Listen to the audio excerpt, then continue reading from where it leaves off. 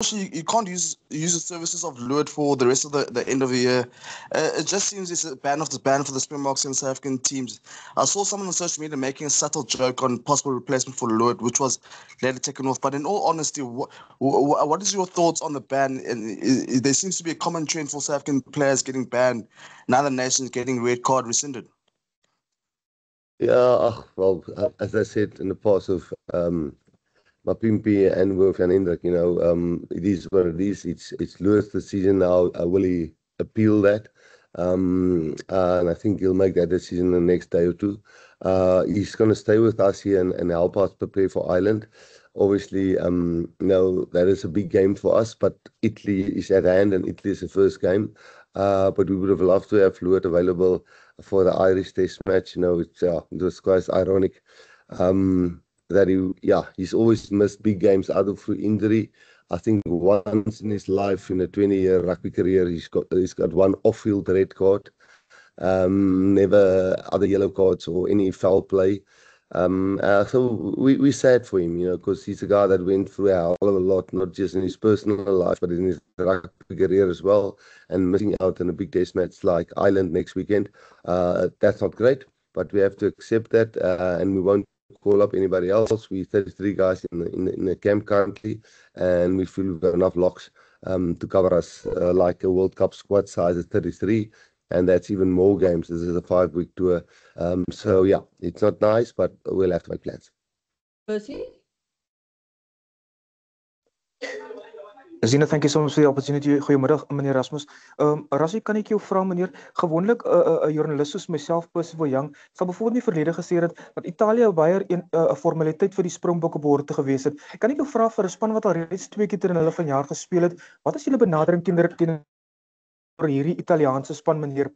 Gaan julle in met die denke dat hulle eenvoudige wedstryd is, of moet julle soos julle enige ander groot wedstryd voorberei? Nee, Percy, ek dink enige iemand wat regtig rugby kyk en rugby bestudeer en geniet sal weet onder 'n nuwe afrigter. Ek is baie goeie vriende met hom. Hy's 'n ou wat al baie titels gewen het met partykeer average spelers in Franse ligas, en hy's 'n Argentyn. Hy verstaan die hele manier hoe die mense in hierdie kant van die wêreld dink, en hy is 'n regtig goeie tegniese afrigter. Ons almal weet die 2 toetse in Suid-Afrika, die telling was glad nie 'n weerspieëling van wat op die veld gebeur het nie. Hulle het ook nou 6-7 spelers terug. Die 2 centers is fantasties. Brexen, Menoncello, the RBC is back at 10. The fullbacks back. Hulle het soveel gamebreakers. Ek dink dit is seker die sterkste Italiaanse span. Ek sal nie sê in die geskiedenis nie, maar in die laaste 2 jaar wat alle manne fiks is en almal op die regte tyd piek en goed speel. Obviously kom hulle van 'n baie goeie wen teen Australië af, en ons natuurlik in Frankryk gespeel, so albei spanne sal weer eens daai emosionele hoogtepunt moet kan nie net bereik nie, maar hou en beter speel, want ons speel hulle by die huis. En ja, vir die eerste keer in 'n lang tyd het ons in 'n span minder caps op average as die oppositie. So en ek dink die gemiddelde ouderdom is min of meer dieselfde. So daar is 'n paar jonger manne in die span, en weg van die huis af teen Italië. Nee, ons het ons so goed voorberei as wat ons kan, want ons weet hierdie is 'n baie 50-50 game met wat ons gesien het hoe goed Italië geraak het. Mola? Hi, good morning, Rassie. Just a couple of quick questions. How important is going to be the breakdown considering what Italy has put on against Australia, and maybe an explanation on the choice of the front row that is maybe not so much experienced in terms of caps? Thank you. Yeah, well, first of all, no, they are really good at the breakdown. We did not just get frustrated, but we got outplayed at the breakdown with their ability. In one game they had 66 bites at the breakdown, just in one game. It just shows they've got a hell of a focus, and they technically and know when to do it really well. So that is something that we will try and sort out, which is a tough thing to do. So that will be tough. What was the second part of the question? Sorry, what was the second part? The front row. The front row. The front row. Yeah, look, sometimes when you lose Ox and Mchunu Tux hasn't played rugby, and now you've lost Lord. Definitely we are saving what's his name, Thomas a little bit for the Irish Test match, because we won't have him after that match when we play Wales, because that's outside the window. We felt Buan is now on cap 7 and he's doing pretty well. Robison's on cap 5 or 6. He did really well when he came on, even only for 5-6 minutes. And then again, Zach has played one match for us, but on the bench there's nice security in the two props that's always played together, Gerard and Wilco. And then obviously Marco is our cover at hooker. Obviously starting in another position, but he will be our hooker cover. We've been doing that with Marco for the last 5 years. He was at the previous World Cup. He played against Tonga in the front row. So we are trying to, just like we did with Andre, make him a player that can play forwards and back line, but you slowly build it up, first against Barbarians, then a tier 2 nation, and then eventually a big match like France. So I think Marco is probably in the position where we think, if he gets well through this Italy test match at hooker for a couple of minutes, there's another box tick, but it also might backfire totally on us, and then it doesn't work, we'll have to make another plan. So that's the thinking about the front rows. Lita? Hallo Ras, ek hoop jy kan my hoor. Net omtrent die samestelling van die span vir hierdie wedstryd. Is dit die wedstryd wat jy geteken het om ouens soos Boan, Zak nog 'n geleentheid te gee, want die span kom van 'n high af, maar dit skep nou daai ekstra druk, as ek dit so kan stel, dat hulle dit moet maintain, en dis uiteindelik wat jy wil hê, ouens wat moet perform onder daai drukhoeker oomblikke.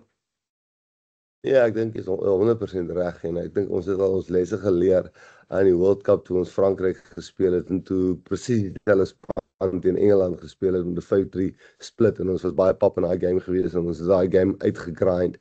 So na so 'n game teen Frankryk wat almal sy emosies hoog is, en dit is regtig, dit het baie die ouens gevat. Ons het daai nag 1 uur by die hotel gekom, die oggend 4 uur lughawe toe, en dan vlieg jy, en ek bedoel, was regtig tyd om te slaap, en kom jy Sondag hier aan, laatmiddag, hotelkamers nog nie reg, en dan lê in die spankamer, en dan Sondag aan managers and coaches meeting, en 'n maandagoggend kondig jy die span aan. So jy sal sien die span wat speel, en ek dink is meer uit respek vir Italië as wat dit rotasie is. Die meeste van die ouens wat speel Saterdag het nie meer as 40 minute gespeel of glad nie gespeel nie. Ek dink Damian Willemse het die meeste minute gespeel, hy en Kurtley. Verder, Andre het nie gespeel nie, Kane het nie gespeel nie. Andre het wel gespeel, maar hy het nie center gespeel nie. Sia het net die helfte gespeel. Ben Jason glad nie, Marco glad nie, Boan 35 minute. So as jy deur die hele span gaan, is dit meer uit respek dat ons miskien nie van ons ouer manne kan verwag na Saterdag se fisiese hammering wat altyd spanne gevat het, dat hulle onmiddellik die volgende naweek weer dieselfde moet kan deliver. En natuurlik wil ons sê die jonger ouens of less cap ouens moet hierdie great Italiaanse span hier by die huis wat Australië gemaklik gewen het, met 'n klomp goeie toetsspelers in hulle span, te probeer wen, want dit gaan 'n close game wees in my opinie, en ons gaan baie leer van hierdie spelers, of hulle dit kan maak of nie doen nie. Steven? Thank you, Z. Rassie, sou jy sê dat daar's 'n element van 'n berekende risiko omtrent hierdie span? Jy weet, as jy kyk byvoorbeeld na die hakkers, jy weet, sê nou Marco moet hakker speel, ek weet dit 'n groot engine, maar jy weet, om van hom, dis nogal baie gevra van so om 80 minute te speel in 'n hakker, as jy verstaan wat ek bedoel, gegee die fisiese eise. Of dink jy risiko is miskien, stel uit dit miskien 'n bietjie te sterk deur dit te sê? Ja, ek dink die risiko is Marcus een van die fikste ouens in ons span. Ek dink die risiko is daar is 'n risiko sonder twyfel. Ons rol bietjie die dice daar, maar ons wil graag sien. Ek bedoel hy sal nie 80 minute hakker speel nie want hy begin die span nie op hakker nie, maar vir hom om 80 minute te speel sal definitief omtrent verseker gebeur. Nou as hy sien hom maar 60 speel en die laaste 20 gaan hy hakker toe as dinge goed gaan of Grobbies kan in die eerste 5 minute seker kry en hy gaan hakker toe. Maar erns ons het hom na teen Tonga daar gespeel, elke oefening oefen ons hom op hakker. Jy weet sy goeie werk hy hard aan, maar hy gaan onder druk wees en hy gaan 'n paar foute maak, maar nee, ons moet dit ergens uitvind kan hy doen of nie. So, ek sal nie sê berekend nie, maar dis 'n beplande risiko.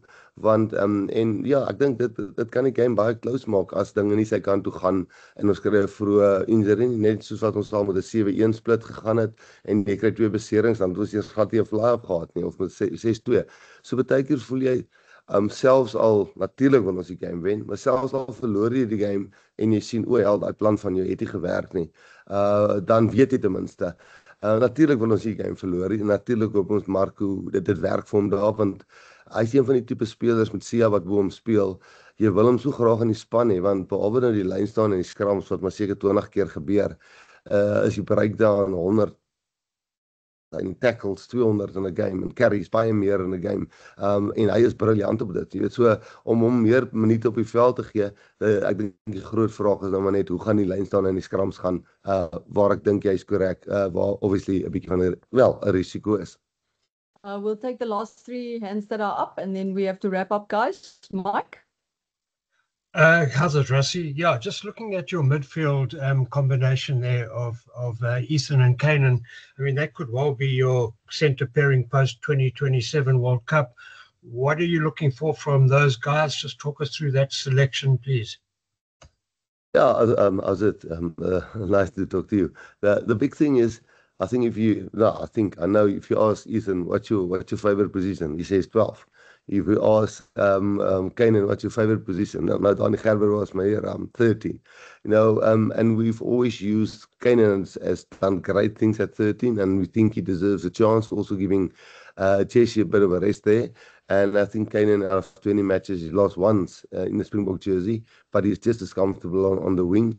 And then Ethan, we played 13 and wing all the time, while his preferred position is 12. So again, with the two boys, Damien and Jesse coming off that physical battle against France, although we won and we were down to 14 men, it really took a lot out of the guys, and the travel schedule from there was really pretty tough.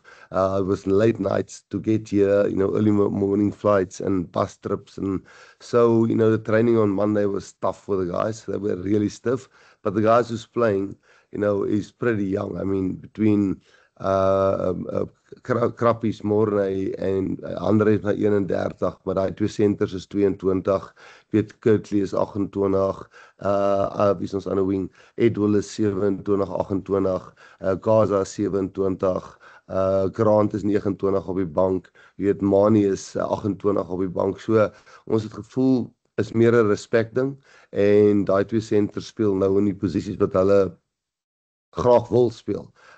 Maar ja, dit gaan nog steeds Brex en Mononcello is die grappies. Hulle is twee eisters om julle speel.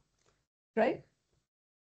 Thanks, Dee. Hello, Rassie. Nice to talk to you. On that note, Rassie, with fatigue and so on, it's been noticeable how strong you guys have been.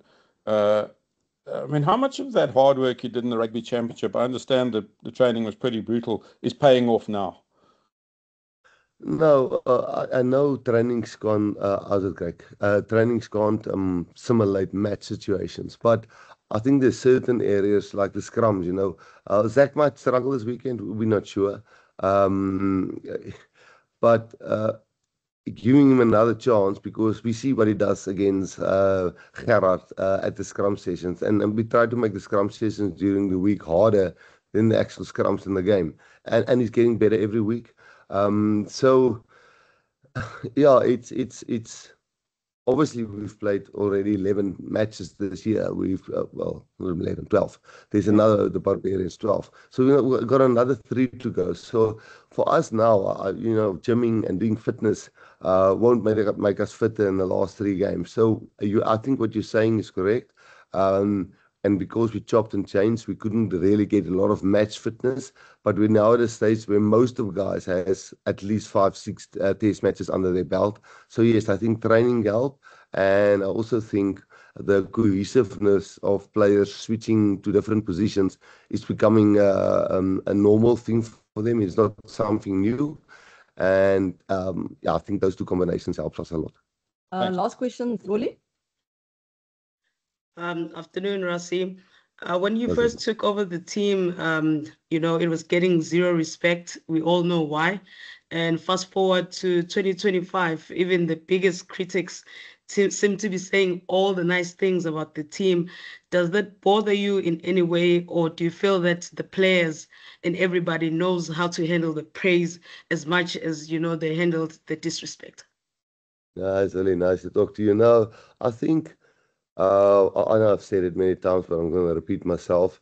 We always say there's the three realities. You know, there's the reality what the opposition thinks, and there's the reality what the media and the fans and the people outside the camp think, and then there's the reality what our team thinks.